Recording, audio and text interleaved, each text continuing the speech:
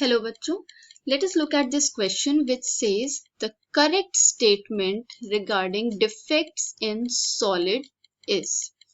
तो यहाँ पे हमें 3 statements दी हुई हैं जिसमें से हमें correct statement identify करना है regarding solid defects. So the key concept is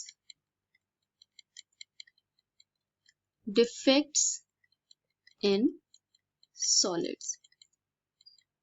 सबसे पहले हम फर्स्ट और सेकंड स्टेटमेंट को देखते हैं which is regarding Frenkel defect. अब फ्रेंकल डिफेक्ट क्या होता है? इसमें कुछ आयंस या कैटायन अपनी ओरिजिनल स्पेस को लीव कर देते हैं और इंटरस्पेशियल स्पेस में को ऑक्यूपाई कर लेते हैं. सम एटम्स और cation. It is usually cation which is smaller in size than the anion leaves its place, जिसकी वजह से एक वैकेंसी क्रिएट हो जाती है.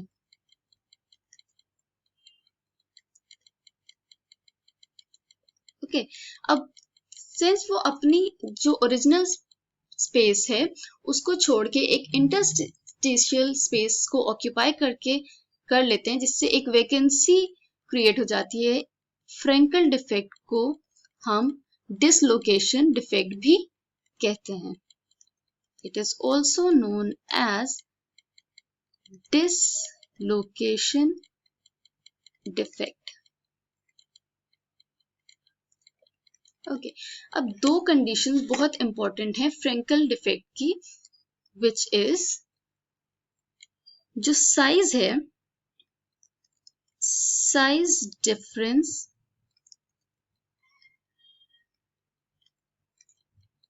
of cation and anion should be considerable.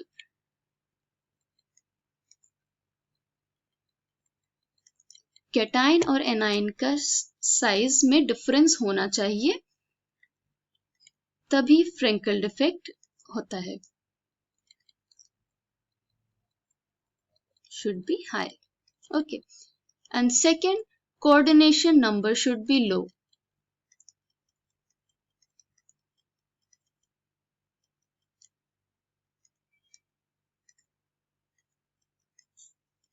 इस इंफॉर्मेशन के बेसिस पे हम देखते हैं इसमें से कौन सी स्टेटमेंट सही है.